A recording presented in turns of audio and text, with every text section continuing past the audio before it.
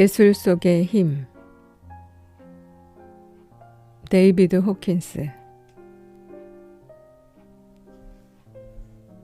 여러 세기를 거쳐 우리에게 전해 내려온 위대한 미술, 음악, 건축 작품들은 높은 끌개 패턴이 갖는 효과의 내구적 표현이다.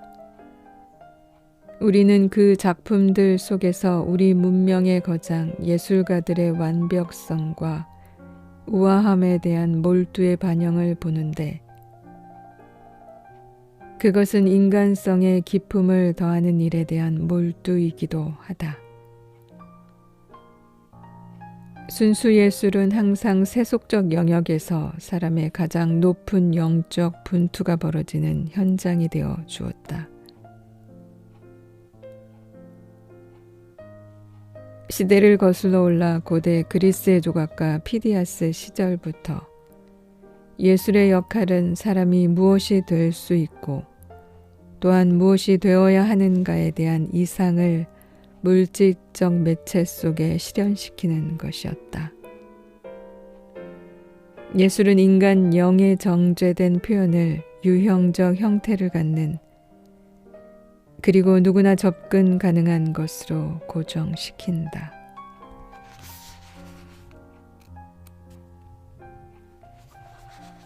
위대한 예술은 인간의 경험뿐 아니라 우리가 살아가는 세계의 정연한 본질을 불러내기도 하는데, 그것이 바로 우리가 아름다움이라 부르는 것이다. 이런 물리학자처럼 예술가는 외견상의 혼돈 속에서 질서를 발견한다.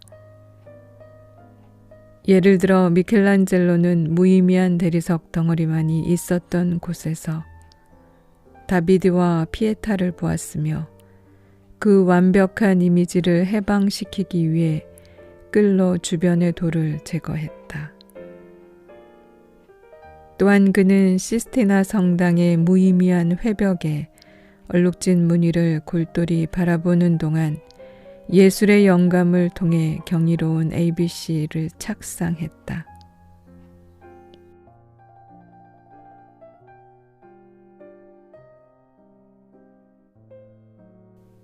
예술의 유산은 인류에게 내적이기도 하다. 구현된 아름다움을 바라보는 동안 아름다운 것에 대한 감수성이 우리 안에 뿌리내리며, 외견상으로 무질서한 존재의 뒤죽박죽 속에서 우리는 자신만의 미적 보상을 발견하고 창조할 수 있게 된다. 예술과 사랑은 자신에 대한 가장 큰 선물이다. 사랑 없는 예술은 있을 수 없다. 예술은 항상 영혼의 제품이며 인간 존재의 손길, 육신의 것일 수도 있고 혹은 마음과 영의 것일 수도 있는 손길의 수공품이다. 그것은 네안데르탈 시대 이래로 그러했고 앞으로도 항상 그러할 것이다. 그리하여 우리는 컴퓨터 생성 미술과 위대한 사진들조차 원화만큼 높게 측정되진 않는다는 것을 발견한다. 대단히 흥미로운 근육 테스트 실험은 원화를 바라보는 사람의 근육 강도를 테스트하는 것인데, 그것은 누구든 해볼 수 있다. 그 결과를 그 그림의 기계적 복제본을 바라볼 때의 근육 강도와 비교해보라. 수공으로 만들어진 것을 쳐다볼 때 사람은 강해진다. 복제본을 쳐다볼 때는 약해진다. 이는 그림의 내용과는 무관하게 진실이다. 마음을 어지럽히는 주제의 원화가 쾌적한 주제의 복사본보다 피험자를 더 강하게 만들 것이다. 헌신적 예술가는 자신의 작품에 사랑을 불어넣는다. 인간의 손길과 독창성 둘 다에 큰 힘이 있다. 따라서 근육 테스트는 위조 미술품을 가려내는 안전 탐지기가 되어준다. 칼 융은 예술과 인간 존엄성의 관계 및 예술에서 인간 영의 중요성을 되풀이해서 강조했다. 융 자신은 그리고 그의 저작은 역사상의 모든 유명한 정신 분석 의사 중에서 가장 높게 측정된다. 물질적 결정론 같은 끌개 패턴과 정렬된 다른 많은 이들은 의미심장하게 낮은 측정치를 나타냈다. 음악은 구성성이 가장 덜하다는 점에서 어떤 면에서는 예술 중에서 가장 미묘하다. 하지만 음악은 좌뇌적 합리성을 우회하여 의식하의 우뇌적 패턴 감각에 직접 호소하는 가운데 동시에 가장 본능적이고 감정적이다. 음악은 또한 끌개 패턴들이 어떻게 실상을 규정하는지에 대한 가장 쉬운 예가 되어준다. 혼돈과 의미의 차이를 이해하고 그럼으로써 예술에 대한 어떤 유효한 정의에 이르고 싶거든 그저 소음과 음악의 차이에 관해 명상하라. 다음은 에스토니아의 현대 작곡가 아르보 파르트의 창조적 과정에 관한 묘사이다. 이것은 끌개 패턴들의 펼쳐짐에서 예술적 천재의 중대한 역할과 관련하여 우리가 관찰한 많은 것을 요약해 준다. 파르트의 작품은 흔히 초월적 혹은 신비적으로 묘사된다.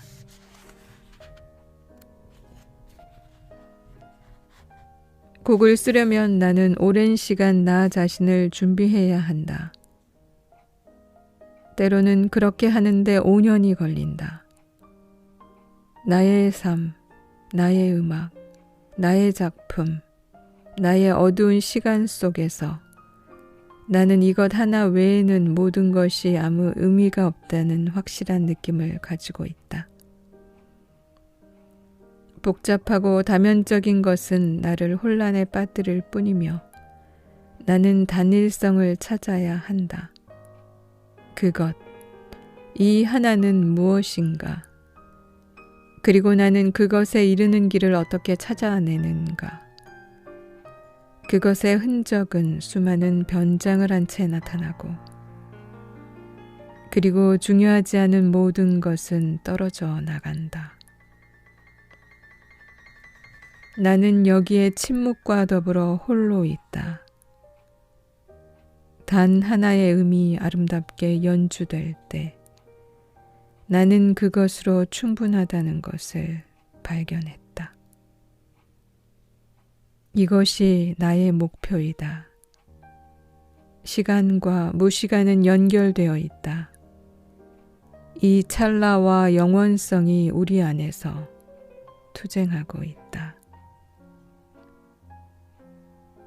예술 가운데 가장 금세 우리 눈에 눈물이 맺히게 하는 것은 우리를 벌떡 일어서게 만들거나 혹은 우리에게 사랑과 창조성의 정점을 향한 영감을 불어넣어 주는 것이 바로 음악이다.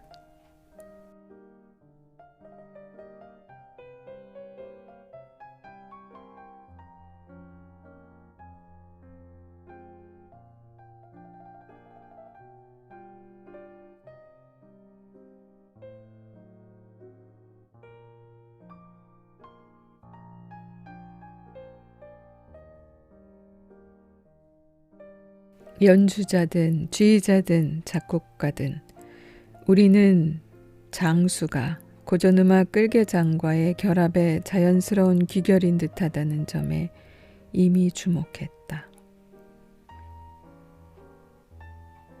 고전음악은 흔히 지극히 높은 고요한 힘의 패턴을 입증한다. 하지만 모든 예술 가운데 건축은 어디서나 사람들의 삶에서 가장 유형적이며 영향력이 강하다. 우리는 건물 안에서 살고 쇼핑하고 일하고 여흥을 찾는다.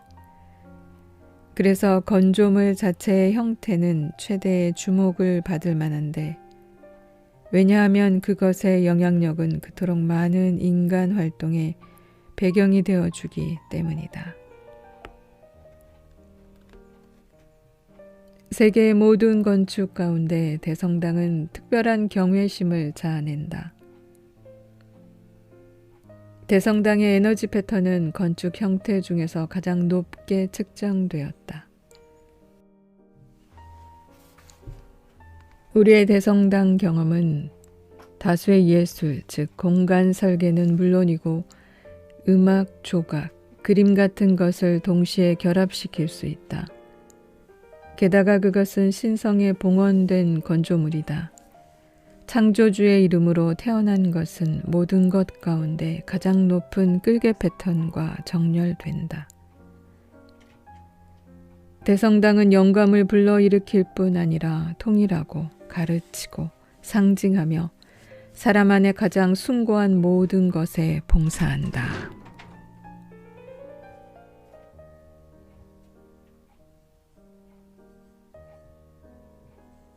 하지만 건축의 아름다움은 광대할 필요도 규모상으로 웅장할 필요도 없다.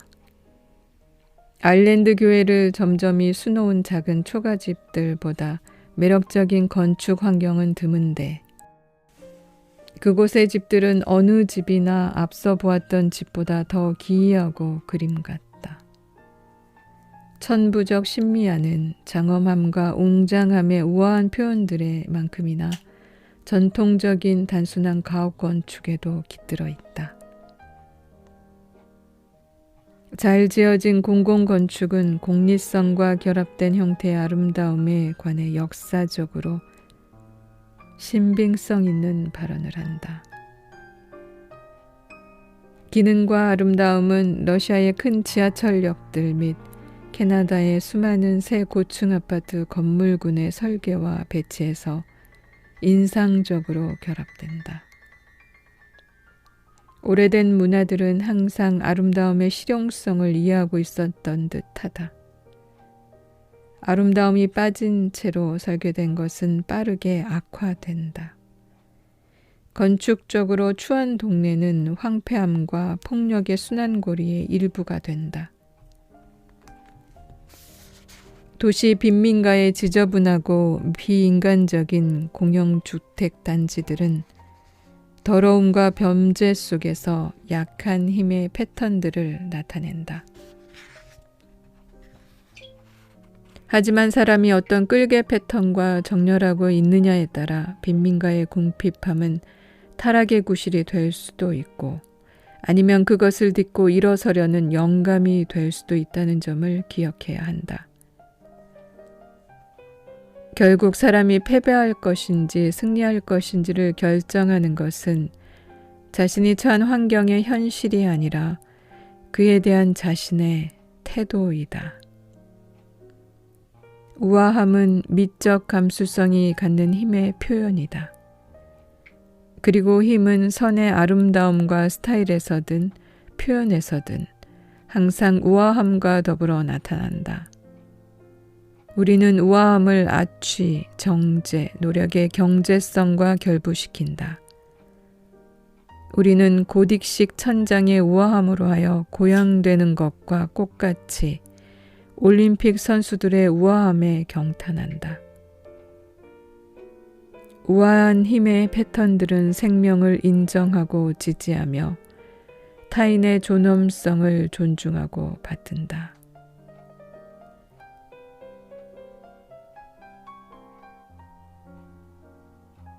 그에 더해 우아함은 무조건적 사랑의 한 측면이다.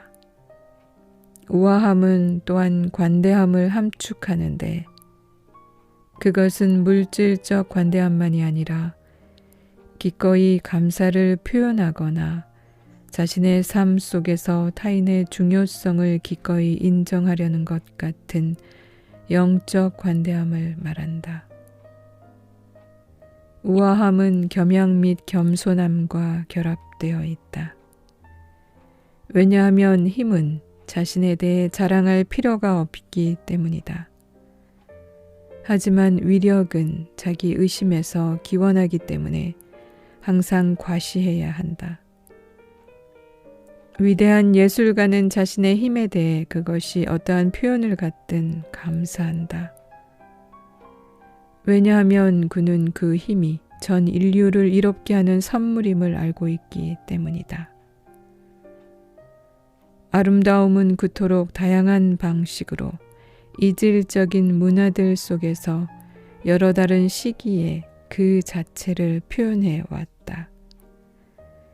우리는 아름다움이 보는 사람의 눈 속에 있다고 말하기에 충분한 이유를 가지고 있다.